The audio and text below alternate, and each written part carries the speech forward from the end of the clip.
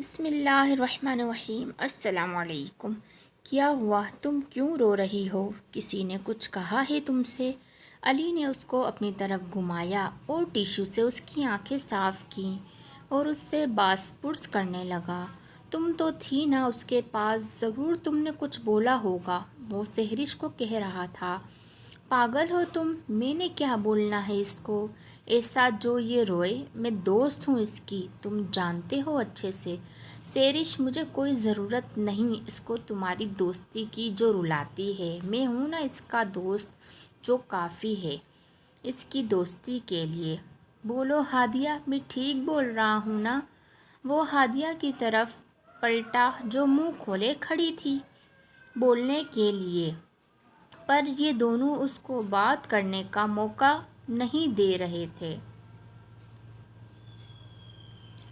ہاں ہاں، میں تو دشمن ہوں نا اس کی، جو اس کو رلاتی ہوں، ایک تم ہی تو ہو ہمدرد ہو اس کے۔ شٹ اپ گائز، چپ کرو گے تم دونوں؟ اس نے ہاتھ اٹھا کر چلایا تو وہ دونوں اس کو دیکھنے لگے۔ تم دونوں میرے اچھے دوست ہو اور میں بہت ہنس رہی تھی تو آنکھوں میں پانی آ گیا، بس اتنی سی بات ہے، اور تم بات کو کہاں سے کہاں لے گئے ہو۔ اوکے ٹھیک ہے، چلو اب اس کے ساتھ نہیں بیٹھوں گی، جہاں میں جاؤں گا تم ساتھ جاؤ گی۔ وہ اس کا ہاتھ پکڑ کر چل پڑا۔ سحرش نے تعصب سے سر ہلایا اور اٹھ کر چلی گئی، جبکہ وہ منہ تمہارا کبھی نہیں ہو سکتا کہنا نہ بھولی۔ اب وہ علی کے ساتھ دریا کے کنارے کھڑی تھی۔ تم نے اچھا نہیں کیا، ویسے علی سحرش کے ساتھ وہ دوست ہے ہماری، اور یہاں ہمارے ساتھ انجوائے کرنے آئی ہے، اور تم نے اس کو ناراض کر دیا۔ وہ لوگ آؤٹنگ کے لیے چناب آئے ہوئے تھے، تو نے جو کیا وہ ٹھیک ٹھاک کیا۔ علی میں ہنس رہی تھی، رو نہیں رہی تھی۔ ہادیہ زچ ہو کر بولی، جو بھی ہو، نمی تو تھی نا تمہاری آنکھوں میں، اس کی وجہ سے وہ اس سے زیادہ کی حقدار تھی۔ تم نے اس کو دوست بنایا ہوا ہے، اس وجہ سے میں چپ کر گیا، ورنہ اچھے سے بتاتا تم بھی نا۔ علی ہادیہ نے اس کے ہاتھ اپنے کندھوں سے ہٹائے تو علی اس کو ایک سائیڈ سے اپنے ساتھ لگایا تو اس نے اس کو پھر جھٹکا دیا تو علی نے ایک بار پھر اپنے ساتھ لگایا تو دونوں ہنسنے لگے۔ دور بیٹھے کسی نے ان دونوں کو بڑی ہی جلن سے دیکھا۔ اس کی حسد بھری نگاہوں نے پوری آؤٹنگ کے دوران ان دونوں کا پیچھا کیا تھا۔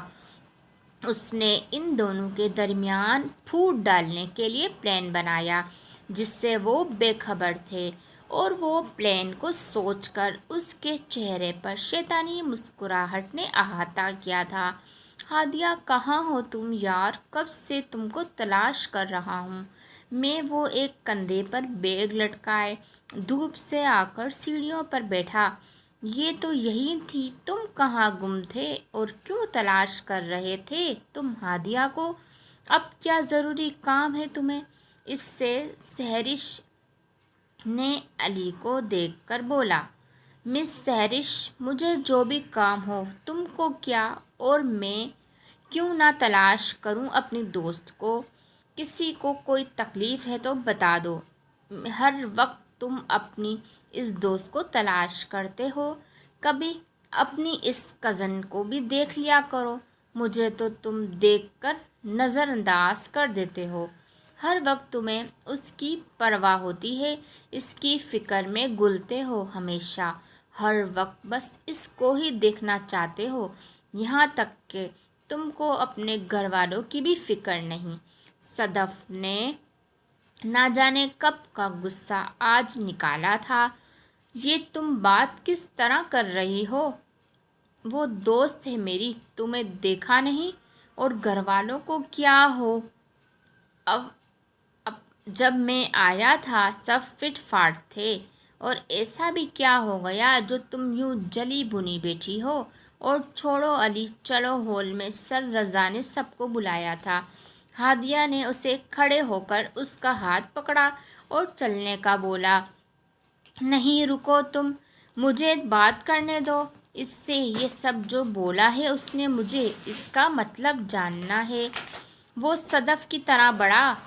ہادیہ نے سحرش کو سر کے اشارے سے چلنے کا بولا، جس پر وہ کھڑی ہوئی۔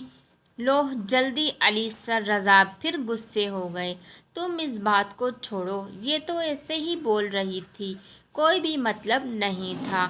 ہادیہ اور سحرش بامشکل اس کو وہاں سے لے جانے لگے، جبکہ وہ بار بار مڑ کر صدف کو دیکھ رہا تھا، جس کی آنکھوں میں عجیب سی چمک تھی، پر اسرار سی۔ میرے رنگ میں رنگنے والی پری ہو یا پریوں کی رانی، یا ہو میری پریم کہانی، میرے سوالوں کا جواب دے دو نا۔ آج ان کے کالج میں سالانہ فیسٹیول تھا، جس میں اب وہ دونوں ایک ساتھ بہت اچھے سے پرفارمنس کر رہے تھے۔ سب ان کو دیکھ کر تالیاں بجا کر داد دے رہے تھے، ایک سوائے صدف کے، جو اس وقت حسد، جلن اور رقابت کی آگ میں بری طرح جل رہی تھی۔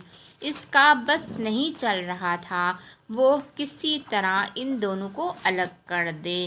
کچھ دیر بعد رزلٹ اناؤنس ہوا، جس میں ہر بار کی طرح ہادیہ اور علی جیتے تھے۔ مجھے پتا تھا ہم ہی جیتیں گے، علی پرجوش ہو کر بولا۔ جب تک ہماری دوستی ہے، ہم دونوں کو کوئی ہرا نہیں سکتا۔ ٹرافی اور پکچرز کے بعد وہ دونوں جلدی نکل گئے تھے، جبکہ ابھی ان کے گروپ کے تمام لوگ کالج میں تھے۔ سحرش نے ہادیہ کو علی کے ساتھ جاتا دیکھا تو تھمز اپ کا اشارہ کیا۔ ان کے جانے کے بعد حیدر سحرش کے پاس آیا اور بولا، سحرش کیا خیال ہے ہم بھی علی اور ہادیہ کی طرح اپنی الگ سے پارٹی کرنے چلیں؟ پارٹی؟ اور تمہارے ساتھ؟ اور وہ بھی میں نشے میں ہوں کیا؟ اور ہادیہ اور علی کی تو تم بات مت کرو، ان کی اتنی اچھی بانڈنگ ہے کہ کسی بد نظر کی بری نظر ان کا کچھ بھی بگاڑ نہیں سکتی۔ وہ صدف کو ایک نگاہ دیکھ کر چلی گئی، جبکہ صدف پیچھے سے اندیکھی آگ میں جلنے لگی۔ پلیز میری ویڈیو کو like, share, subscribe and comment ضرور کیجیے۔ جزاک اللہ۔